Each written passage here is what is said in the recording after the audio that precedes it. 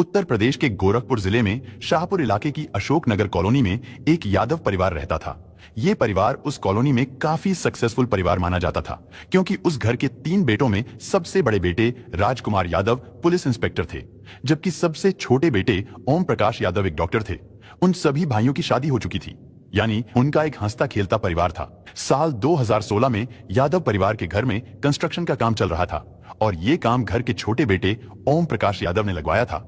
ओम प्रकाश के घर मिस्त्री और मजदूर सुबह 9 बजे आते थे और शाम को 6 बजे छुट्टी करके चले जाते थे। लेकिन जब 21 जनवरी 2016 को सुबह 9 बजे के आसपास मजदूर और मिस्त्री ओम प्रकाश के घर पर काम करने के लिए आए, तो उन्होंने देखा कि ओम प्रकाश अभी तक सोकर नहीं उठे। मजदूरों ने उन्हें उठाने के लिए आवाज लगाई, दरवाजे को भी नॉक किया, लेकिन फिर भी अंदर से किसी ने कोई जवाब नहीं दिया। हालांकि ओम प्रकाश इतनी देर तक कभी नहीं सोते थे, क्योंकि वो एक डॉक्टर थे, इसलिए सुबह ही उनको अपने क्लिनिक पर जाना होता था। खटखटाने और आवाज लगाने पर भी जब दरवाजा नहीं खुला, तो उन मजदूरों ने दरवाजे को हल्का सा धक्का दिया। क्योंकि दरवाजा अंदर से लॉक नहीं था, इसीलिए खुलता चला गया। लेकिन जैसे ही वो लोग कमरे के अंदर गए, तो वहां का दृश्य देखकर उनकी रूह कांप गई। वो लोग चीखते चिल्लाते हुए कमरे से बाहर निकलकर नीचे ग्राउंड फ्लोर की ओर भागते हैं। ठीक उसी समय पास वाले कमरे से किसी के दरवाजा खटखटाने की आवाज आने लगी। अंदर से कोई महिला चिल्ला रही थी, लेकिन वो मजदूर लोग इतने घबरा गए थे कि उन्होंने उस महिला पर ध्यान नहीं दिया और चीखते चिल्लाते हुए सीधे ग्राउंड फ्लोर की ओर भागते चले गए। नीचे रहने वाले घर के लोग उन मजदूरों से पूछते हैं कि अचानक तुम्हें क्या हो गया है, तुम इतना क्यों चिल्ला रहे हो। उस घर से चीखने चिल्लाने की आवाजें सुनकर आस पड़ोस में रहने वाले लोग भी इकट्ठा हो गए। पड़ोसियों ने भी पूछा कि आखिर ऐसा क्या हो गया है और ये शोर क्यों हो रहा है। उन मजदूरों ने कहा कि आप एक बार ऊपर चलकर देखिए। इसके बाद सभी घर वाले और पड़ोसी भी फर्स्ट फ्लोर पर पहुंचते हैं। फिर एक मजदूर ने ओम प्रकाश के कमरे की तरफ इशारा किया। इसके बाद घर वाले और पड़ोसी भी ओम प्रकाश के कमरे में जाते हैं, लेकिन अंदर जाते ही उनकी भी चीख निकल गई, क्योंकि वहां बेड पर ओम प्रकाश का शव पड़ा हुआ था। उसके सिर से खून रिस रहा था, जो कि अब जम चुका था।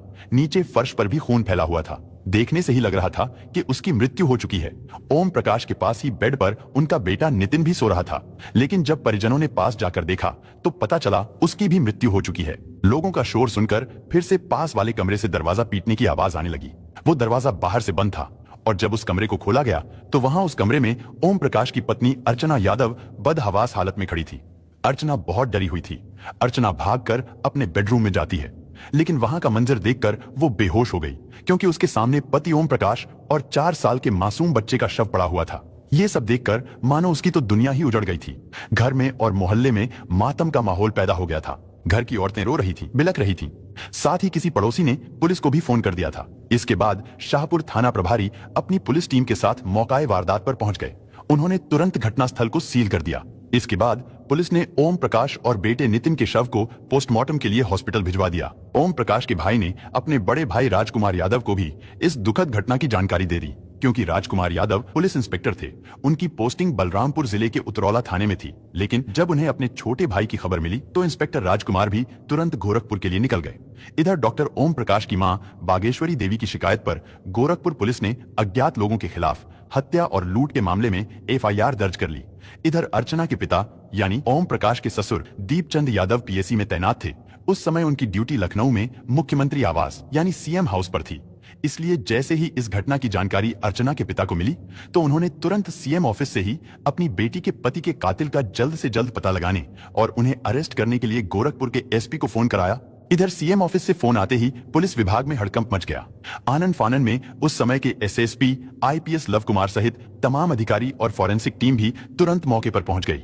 देखते ही देखते ये केस अब हाई प्रोफाइल बन गया था, जिसकी वजह से मीडिया भी घटनास्थल पर पहुंचने लगी थी।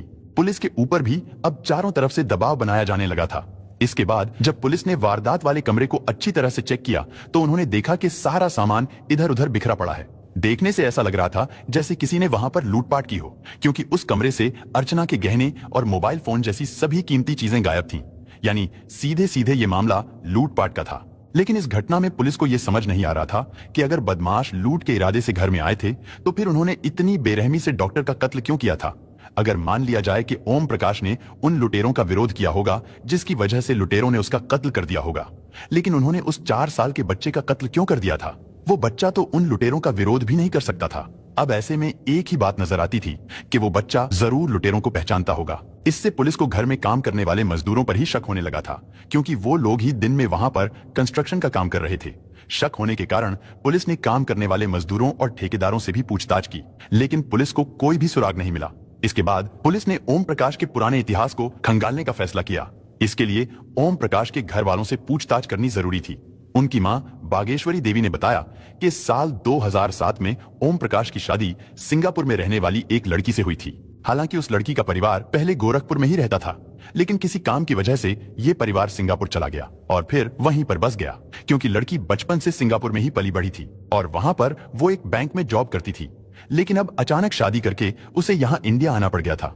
यहाँ आने के बाद तो उसकी पूरी जिंदगी ही बदल गई थी। उसका रहन सहन का स्टाइल, कल्चर, बिहेवियर, कपड़े पहनने का स्टाइल, उसकी लैंग्वेज, उसके साथ रहने वाले लोग, कहाँ वो लड़की सिंगापुर के बैंक में जॉब करती थी और कहाँ अब उसे घर में झाड़ू पोछा लगाना और खाना बनाने जैसे काम करने पड़ रहे थे। सिंगापुर में पढ़ी लिखी लड़की को यहाँ घुटन सी होने लगी थी, जिसकी वजह से ये शादी ज्यादा दिनों तक नहीं चल पाई और फिर करीब 6 महीने बाद वो लड़की सिंगापुर लौट गई। वहां जाकर वो फिर से बैंक में जॉब करने लगी। कुछ दिनों के बाद उस लड़की ने ओम प्रकाश को डिवोर्स भी दे दिया। इससे ओम प्रकाश के परिवार को बहुत बड़ा धचका लगा था। ये शादी टूटने से ओम प्रकाश को भी बहुत दुख पहुंचा था, लेकिन इसमें वो लोग क्या ही कर सकते थे। इधर ओम प्रकाश का क्लिनिक भी काफी अच्छा चल रहा था। उनकी शादी मात्र 6 महीने में ही टूट गई थी। हालांकि उनकी उम्र ज्यादा नहीं थी, वो उस समय काफी यंग थे। कोई भी अपनी बेटी उन्हें बड़े आराम से दे सकता था। इसलिए उनकी मां बागेश्वरी देवी फिर से अपने बेटे के लिए दूसरा रिश्ता तलाश करना शुरू कर देती है। हालांकि उन्हें इस बात का एहसास भी जरूर था कि उनका बेटा तलाकशुदा है, लेकिन इसके अलावा कोई भी दिक्कत या परेशानी नहीं थी। लड़का डॉक्टर था, अच्छे खासे पैसे भी कमाता था। ओम प्रकाश की शादी की बात धीरे धीरे दीपचंद यादव के घर तक भी पहुंच गई। उनकी भी एक बेटी जवान थी, जिसका नाम था अर्चना यादव। दीपचंद यादव मूल रूप से गाजीपुर के रहने वाले थे, लेकिन ड्यूटी की वजह से दीपचंद का परिवार लखनऊ में ही शिफ्ट हो गया था। दीपचंद यादव पीएससी ऑफिसर के तौर पर लखनऊ में ड्यूटी कर रहे थे। हालांकि जब उन्होंने ओम प्रकाश की पहली शादी के बारे में सुना तो उन्हें थोड़ी झिझक महसूस हुई, लेकिन जब उन्हें पता चला कि उस शादी में सिचुएशन ही कुछ ऐसी पैदा हो गई थी जिसमें ओम प्रकाश के घर वाले भी कुछ नहीं कर सकते थे और उसमें उनकी कोई गलती भी नहीं थी। इसके बाद दीपचंद यादव का परिवार ओम प्रकाश के परिवार से मिलता है और दोनों परिवारों के बीच शादी के बारे में बातचीत शुरू होती है। देखने और परखने के बाद साल 2009 में अर्चना और ओम प्रकाश की शादी हो गई। अर्चना अपने ससुराल में आ गई। ओम प्रकाश की जॉइंट फैमिली थी। उनके परिवार में काफी लोग थे, जिसकी वजह से अर्चना को भी कई काम करने पड़ते थे। और फिर शादी के 3 साल बाद यानी साल 2012 में उनके यहाँ एक बेटे का जन्म हुआ, जिसका नाम उन्होंने नितिन रखा। बेटे के जन्म के बाद अर्चना का काम और भी ज्यादा बढ़ गया था, जिसकी वजह से एक दिन उसने गुस्से में आकर अपने पति ओम प्रकाश से कहा कि अब वो इतने बड़े परिवार का काम और एक बच्चे को नहीं संभाल सकती। अर्चना ने ओम प्रकाश से कहा कि अब हम कहीं और जाकर घर वालों से अलग रहेंगे। ये सुनकर ओम प्रकाश को भी गुस्सा आ गया। उसने पत्नी अर्चना से कहा कि जिन भाइयों और माँ ने उसकी देखभाल की, उसे पढ़ाया लिखाया और उसे एक कामयाब डॉक्टर बनाया, वो उनको छोड़कर नहीं जा सकता। ओम प्रकाश ने कहा कि हम कहीं नहीं जाएंगे, हम यहीं पर रहेंगे। लेकिन जब अलग रहने वाली बात के बारे में ओम प्रकाश के दोनों भाइयों और माँ को पता चला तो उन्होंने कहा कि हमें इससे कोई आपत्ति नहीं है। लेकिन फिर भी ओम प्रकाश अपने परिवार से दूर नहीं रहना चाहता था। इस पर घर वालों ने ओम प्रकाश को यह सुझाव दिया कि तुम फर्स्ट फ्लोर पर अलग रहो और अपना खाना भी अलग ही बनाओ। इस बात को अर्चना भी मान गई। वो दोनों फर्स्ट फ्लोर पर रहने लगे। अब अर्चना ओम प्रकाश के परिवार वालों से ज्यादा मतलब नहीं रखती थी। वो अपने काम से काम रखती थी, क्योंकि अलग होने की वजह से अब उसे ज्यादा काम भी नहीं करना पड़ता था। धीरे धीरे समय बीत रहा था, लेकिन फिर अचानक 21 जनवरी 2016 को ओम प्रकाश और उसके बेटे नितिन का कत्ल हो गया, जिसकी वजह से उनके घर पर डीआईजी और एसएसपी लव कुमार जैसे ऑफिसर्स भी पहुंच गए थे। साथ ही फोरेंसिक टीम को भी घटनास्थल पर बुला लिया गया था। इस केस पर सीएम की भी नजर थी, इसलिए पुलिस को यह केस जल्द से जल्द सॉल्व करना था। इसके बाद पुलिस और फोरेंसिक टीम घर की छानबीन करनी शुरू करती है। जांच के दौरान पुलिस ने देखा कि घर के पीछे वाले मेन गेट और फर्स्ट फ्लोर के मेन गेट की कुंडी अंदर से टूटी हुई है। इससे पुलिस को शक होने लगा था कि इसमें घर का ही कोई व्यक्ति शामिल हो सकता है, क्योंकि आमतौर पर अगर कोई लुटेरा घर में आता तो वो बाहर से ही कुंडी को तोड़ता, ना कि अंदर से। अंदर के दरवाजे पर ज्यादा तोड़फोड़ के निशान थे। जाहिर सी बात है, ये सब करते समय घर में काफी शोर भी हुआ होगा, लेकिन ओम प्रकाश के घर वालों ने ये शोर क्यों नहीं सुना था। पूछताछ करने पर पता चला कि जिस रात ये वारदात हुई, यानी 20 जनवरी की रात को उनके घर से थोड़ी ही दूरी पर किसी जानने वाले के घर पर वेडिंग एनिवर्सरी की पार्टी थी। उनके पूरे परिवार को भी इनविटेशन मिला था। इस परिवार के सभी लोग वहीं पर गए हुए थे, लेकिन उस रात अर्चना की तबीयत ठीक नहीं थी, जिसकी वजह से वो नहीं जा पाई थी। उस रात वो घर पर अकेली ही थी, लेकिन ओम प्रकाश जल्दी ही अपने बच्चे को लेकर घर वापस आ गए थे। उन्होंने सोचा कि अर्चना घर पर अकेली है और उसकी तबीयत भी ठीक नहीं है। उनका बेटा भी अपनी मम्मी के पास जाने की जिद कर रहा था। यानी वारदात के समय घर पर ओम प्रकाश, उनकी पत्नी अर्चना और उनका 4 साल का बेटा नितिन ही मौजूद था। रो रोकर अर्चना की हालत खराब हो चुकी थी, लेकिन फिर भी पुलिस उससे थोड़ी पूछताछ करने की कोशिश करती है। अर्चना ने पुलिस को बताया कि कल रात जब वो घर पर अकेली थी तो उस समय कुछ बदमाश दरवाजे की कुंडी तोड़कर घर में घुस गए। क्योंकि वो दूसरे कमरे में सोई हुए थी, इसलिए उन्होंने उसे कमरे में ही बंद कर दिया था। इधर पोस्टमार्टम से पता चला कि ओम प्रकाश के सिर के पीछे वाले हिस्से पर किसी भारी भरकम चीज से वार किया गया था, लेकिन सिर के अलावा उसके शरीर पर कहीं भी कोई चोट का निशान नहीं था, जिससे साफ हो गया था कि उसके और बदमाशों के बीच में कोई भी हाथापाई नहीं हुई थी। क्योंकि अगर उनके बीच कुछ हुआ होता तो उनके शरीर पर और भी कई चोट के निशान होते। इसका मतलब था कि ओम प्रकाश और उसके बेटे को सोते में ही कत्ल कर दिया गया था। लेकिन अब सवाल था कि जब उन बदमाशों ने 4 साल के बच्चे को भी कत्ल कर दिया था तो फिर उन्होंने ओम प्रकाश की पत्नी अर्चना को क्यों छोड़ दिया था? अर्चना के शरीर पर कोई भी चोट का निशान नहीं था। अर्चना से पूछताछ करने के बाद ओम प्रकाश की मां बागेश्वरी देवी से भी पूछताछ की जाती है। बागेश्वरी देवी ने पूछताछ के दौरान कुछ ऐसी बातें बताई जिससे पुलिस की जांच का एंगल ही पूरी तरह से बदल गया। उन्होंने बताया कि अर्चना को हमसे अलग होने के बाद आराम ही आराम था, क्योंकि उसे ज्यादा काम नहीं करना पड़ता था, जिसकी वजह से अर्चना दिन भर फोन पर लगी रहती थी। शुरू में तो ओम प्रकाश भी यही सोचते थे कि घर में अकेली बोर होने की वजह से अर्चना फोन चलाती रहती है, लेकिन अब अर्चना कुछ ज्यादा ही फोन में व्यस्त रहने लगी थी। वो अब अपने काम को छोड़कर भी फोन में ही लगी रहती थी, यानी अब उसने अपने पति और बच्चे का भी ख्याल रखना छोड़ दिया था। और जब ओम प्रकाश उससे फोन दिखाने के लिए कहते तो वो उन्हें अपना फोन देने से मना कर देती, जिसकी वजह से उन दोनों पति पत्नी के बीच झगड़े शुरू हो गए। और जब झगड़े हद से ज्यादा बढ़ने लगे तो दिसंबर 2015 में अर्चना ने अपना बेडरूम खाली कर दिया और पास वाले कमरे में अकेली रहने लगी। यानी ओम प्रकाश और उनका बेटा बेडरूम में सोते थे, जबकि अर्चना अलग रूम में सोती थी। ओम प्रकाश की मां बागेश्वरी के इस बयान से पुलिस समझ गई थी कि दोनों पति पत्नी के रिश्ते कुछ ठीक नहीं थे। कहीं ऐसा तो नहीं था कि अर्चना ने ही अपने पति का कत्ल करवा दिया हो। अब अर्चना भी पुलिस के रडार पर थी, लेकिन पुलिस की यह थ्योरी यहां आकर फेल हो जाती थी कि अगर मान लिया जाए अर्चना ने रोज रोज के झगड़े से तंग आकर पति का कत्ल करवा दिया हो, लेकिन उसके तो बेटे को भी कत्ल कर दिया गया था। एक मां अपने 4 साल के बेटे के साथ तो ऐसा नहीं कर सकती थी। पुलिस इन सारी चीजों पर गौर कर रही थी, लेकिन इन सब बातों की पुष्टि तभी हो सकती थी जब इस बारे में अर्चना से पूछताछ किया जाए, लेकिन उससे पूछताछ करने के लिए वो सही समय नहीं था। अगर पुलिस की थ्योरी गलत साबित हो जाती तो इससे पुलिस की बहुत बदनामी होती, क्योंकि ओम प्रकाश की मां बागेश्वरी देवी ने बताया था कि अर्चना का फोन ही सारे झगड़े की जड़ है। इसलिए पुलिस ने अर्चना के फोन को अपने कब्जे में ले लिया। इसके बाद उसके फोन की कॉल डिटेल्स निकलवाई जाती है, फेसबुक और व्हाट्सएप की भी जांच की जाती है। अर्चना की कॉल डिटेल्स में पुलिस को ज्यादा कुछ तो नहीं मिलता, लेकिन उसमें एक नंबर ऐसा था जिस पर अर्चना हर रोज कई घंटे बातें करती थी। इसके बाद पुलिस ने उस मोबाइल नंबर की लोकेशन निकलवाई तो पता चला कि 20 जनवरी की रात में वो व्यक्ति गोरखपुर में ही था। और जब पुलिस फोन नंबर के जरिए उस व्यक्ति के बारे में पता लगाती है तो पता चलता है कि उस व्यक्ति का नाम अजय यादव है। वो जिला पंचायत का सदस्य और प्राइमरी स्कूल का टीचर था। पुलिस को फेसबुक और व्हाट्सएप पर भी उसके और अर्चना के बीच की गई चैटिंग मिली, जिससे साफ हो गया था उन दोनों का काफी समय से अफेयर चल रहा है। इस बात का पता लगाने के लिए पुलिस ने अर्चना से पूछताछ करना चाहिए, लेकिन उसने पुलिस को कुछ भी नहीं बताया, क्योंकि उस समय सिचुएशन ऐसी नहीं थी कि अर्चना को पुलिस स्टेशन ले जाकर उससे कड़ाई से पूछताछ की जाती। इसलिए पुलिस ने अजय नाम के उस व्यक्ति से ही पूछताछ करने का फैसला किया। तुरंत ही अजय के एड्रेस के बारे में पता लगाया जाता है। पुलिस को पता चला कि अजय फिरोजाबाद के स्वामी नगर का रहने वाला है। एड्रेस का पता चलते ही बिना देरी किए पुलिस की एक टीम फिरोजाबाद पहुंचती है। वहां से अजय को अरेस्ट करके गोरखपुर लाया गया, लेकिन जब उससे कड़ाई से पूछताछ की गई तो अजय ने एक ऐसी कहानी सुनाई जिसे सुनकर पुलिस वाले भी हैरान रह गए। अजय यादव ने पुलिस को बताया कि अर्चना से उसकी दोस्ती करीब 1 साल पहले यानी 2015 में फेसबुक के जरिए हुई थी। उस समय अर्चना का बेटा भी बड़ा हो गया था। अर्चना के घर पर ज्यादा काम नहीं रहता था, इसलिए अर्चना अपना ज्यादा समय फेसबुक पर बिताने लगी थी। उसकी अपने पति से छोटी छोटी बातों पर लड़ाई भी होती रहती थी, इसलिए अर्चना और अजय के बीच प्यार भरी बातें होने लगी। इसी तरह बातें करते करते अर्चना और अजय को एक दूसरे से प्यार हो गया। जब ओम प्रकाश उससे पूछते थे कि तुम फोन पर इतनी बातें किससे करती हो, तो इस पर अर्चना ने उसे बताया कि अजय उसका दूर का रिश्तेदार है। फोन पर ज्यादा बात करने के कारण दोनों पति पत्नी में दूरियां इतनी ज्यादा बढ़ गई थीं कि अर्चना अपने पति और बेटे से अलग दूसरे रूम में रहने लगी थी। इसी दौरान उन दोनों ने मिलने का प्लान बनाया। अजय ने अर्चना से कहा, तुम लखनऊ आ जाओ। इत्तेफाक से अर्चना का मायका भी लखनऊ में ही था। इसके बाद अजय ने लखनऊ में एक रूम बुक कर लिया। मायके जाने के बहाने अर्चना लखनऊ आने लगी और अपने बॉयफ्रेंड अजय से मिलने लगी। उन दोनों के बीच शारीरिक संबंध भी बनने लगे थे। और जब अर्चना का पति ओम प्रकाश गोरखपुर में अपने घर पर नहीं होता था तो उस दिन अर्चना अजय को अपनी ससुराल में ही बुला लेती थी ताकि किसी को उन पर शक ना हो। इसलिए अर्चना ने ससुराल वालों को बता रखा था कि अजय उसका दूर का रिश्तेदार है।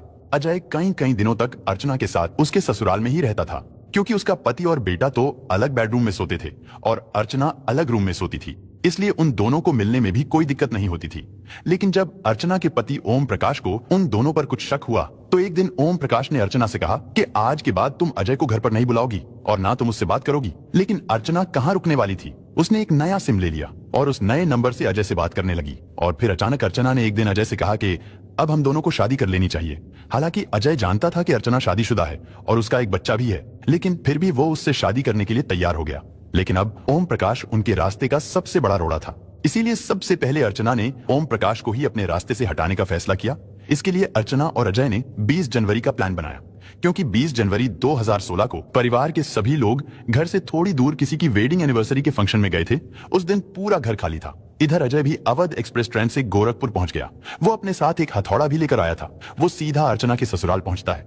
वहां पहुंचकर सबसे पहले उन दोनों ने शारीरिक संबंध बनाए और फिर रात 10 बजे के आसपास ओम प्रकाश भी अपने बेटे को लेकर पार्टी से वापस अपने घर पर आ गया। अर्चना ने अजय को पहले ही अपने रूम में छुपा दिया था। इसके बाद वो अपने पति ओम प्रकाश के बेडरूम में चली गई। वहां पर वो अपने बेटे को सुलाती है। ओम प्रकाश भी थोड़ी देर टीवी देखने के बाद सो गए। अर्चना ने थोड़ा इंतजार किया और जब उसे लगा कि ओम प्रकाश गहरी नींद में सो गए तो अर्चना चुपके से अपने रूम में आती है। वो अजय को जगाती है और फिर रात 12 बजे के आसपास वो दोनों ओम प्रकाश के बेडरूम में आते हैं। इसके बाद अजय ने अपने साथ लाए हथौड़े से ओम प्रकाश के सिर पर वार करने शुरू कर दिए।